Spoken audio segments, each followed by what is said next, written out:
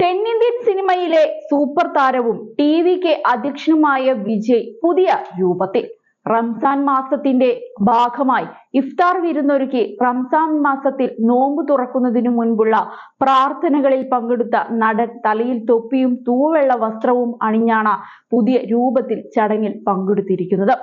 ഈ കാഴ്ച ശ്രദ്ധേയമാവുകയാണ്. ഇതിനു മുന്നോടിയായി ഒരു ദിവസത്തെ വ്രതവും താരം അനുഷ്ഠിച്ചുവെന്നാണ് റിപ്പോർട്ട്.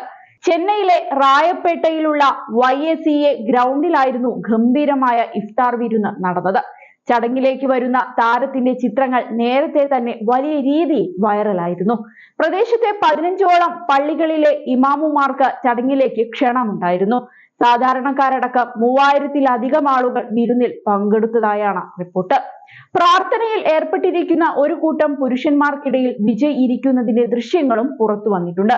ഓൺലൈനിൽ വ്യാപകമായി പങ്കിട്ട മറ്റൊരു വീഡിയോയിൽ പരിപാടിയിൽ പങ്കെടുത്തവരോട് വിജയ് നന്ദി പ്രകടിപ്പിക്കുന്നതും കാണാം.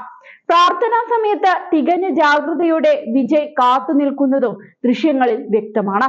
അതേസമയം വിജയുടെ പ്രാർത്ഥനയുടെയും സമൂഹ ബന്ധത്തിന്റെയും നിമിഷങ്ങൾ പകർത്തിയ പരിപാടിയുടെ ചിത്രങ്ങളും വീഡിയോകളും സോഷ്യൽ മീഡിയയിൽ വലിയ രീതിയിൽ തന്നെ വൈറലായിരുന്നു.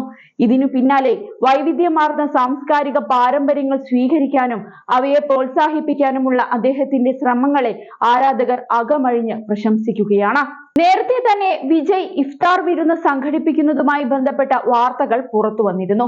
അടുത്തിടെയാണ് താരം സജീവ രാഷ്ട്രീയത്തിലേക്ക് ഇറങ്ങിയതെന്നതുകൊണ്ട് തന്നെ ഈ ചടങ്ങ് പലരും പ്രതീക്ഷിച്ചതുമാണ്. എന്നാൽ ഇത്രയും ഗംഭീരമായ ഇഫ്താർ പാർട്ടി ഒരുക്കുമെന്ന കാര്യത്തിൽ ആർക്കും ധാരണ ഒന്നും ഉണ്ടായിരുന്നില്ല. അടുത്ത വർഷം നടക്കുന്ന സംസ്ഥാന നിയമസഭാ തിരഞ്ഞെടുപ്പിൽ വലിയ ശക്തിയാവുകയാണ് വിജയ് നേതൃത്വം നൽകുന്ന ടി.വി.കെ ലക്ഷ്യമിടുന്നത്. നിലവിലെ ഭരണകക്ഷിയായ DMK-യെയും മുഖ്യമന്ത്രി MK സ്റ്റാലിനെയും നിരന്തരം വിമർശിക്കുന്ന വിജയ് കൂടുതൽ വിഭാഗങ്ങളെ തന്നിലേക്ക് അടുപ്പിക്കുന്നതിന്റെ ഭാഗമായാണ് ചടങ്ങ് നടത്തിയതെന്നാണ് വിലയിരുത്തൽ.